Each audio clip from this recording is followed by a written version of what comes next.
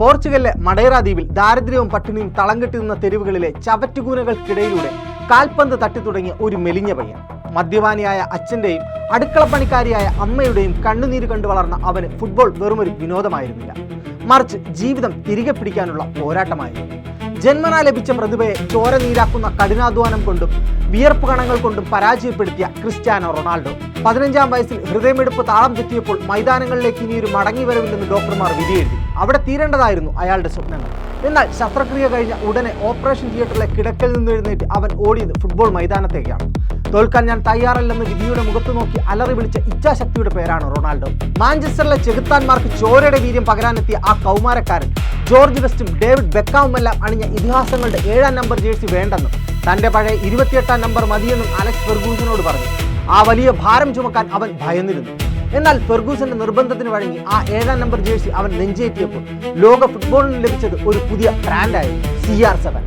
വെറുമൊരു കളിക്കാരനിൽ നിന്നും ലോകം ആരാധിക്കുന്ന ഇതിഹാസമായി അവൻ വളർന്നു. കാൽപന്ത് കളിയിലെ മിശിഹമാർക്കും മാന്ത്രികർക്കുമിടയിൽ കഠിനാധ്വാനം കൊണ്ട് മാത്രം അവൻ സ്വന്തമായൊരു സിംഹാസനം പടുത്തുയർത്തി. റെക്കോർഡുകൾ ഒരിക്കലും അവനെ തേടി വരികയായിരുന്നില്ല, അവൻ റെക്കോർഡുകളെ വേട്ടയാടുകയായിരുന്നു. 900-ലധികം കരിയർ ഗോളുകൾ. എതിരാളികളുടെ വലവിൽക്കുന്നതിനേക്കാൾ കൂടുതൽ അവൻ കുലുക്കിയത് വിമർശകരുടെ നെഞ്ചകമാണ്. ലോകത്തിലെ ഏറ്റവും മികച്ച ഫുട്ബോൾ താരത്തിനുള്ള ബാലൻ ഡോർ പുരസ്കാരം 5 തവണ അവൻ സ്വന്തമാക്കി. യൂറോപ്പിലെ ക്ലബ് ഫുട്ബോളിന്റെ നെറുകയിൽ അയാൾ 5 തവണ മുത്തമിട്ടു. 2016-ലെ യൂറോ കപ്പ് ഫൈനൽ ഫുട്ബോൾ ലോകം അത്ര വേഗം മറക്കില്ല.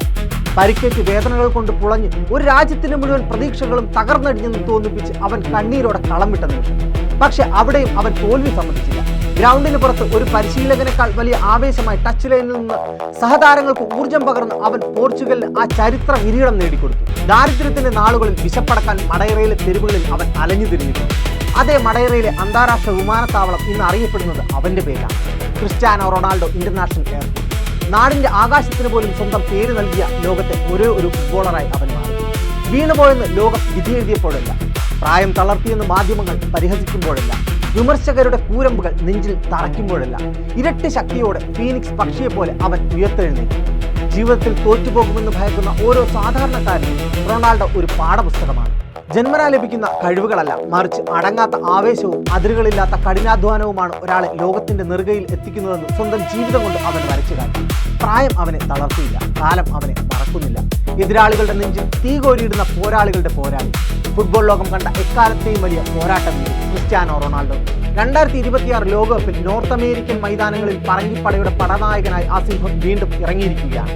41-ാം വയസ്സിലും പ്രായത്തെ വെറും അക്കങ്ങളാക്കി മാറ്റിക്കൊണ്ട് തന്റെ കരിയറിലെ അവസാനത്തെ ഏറ്റവും വലിയ സ്വപ്നമായ ആ സ്വർണ്ണ കപ്പിനായി അവൻ പോരാടുന്നു. അവിടെ ആ സ്വർണ്ണക്കപ്പിൽ അവൻ മുത്തമിട്ടാലും ഇല്ലെങ്കിലും ലോകം കാത്തിരിക്കുന്നത് ഒന്നിനു വേണ്ടി മാത്രമാണ്: ഭൂമിയുടെ ഗുരുത്വാകർഷണ ബലത്തെ തോൽപ്പിച്ച് ആകാശത്തേക്ക് പറന്നുയർന്ന് ഗ്യാലറികളെ പ്രകമ്പനം കൊള്ളിക്കുന്ന ആ സിംഹഗർജനത്തിൽ.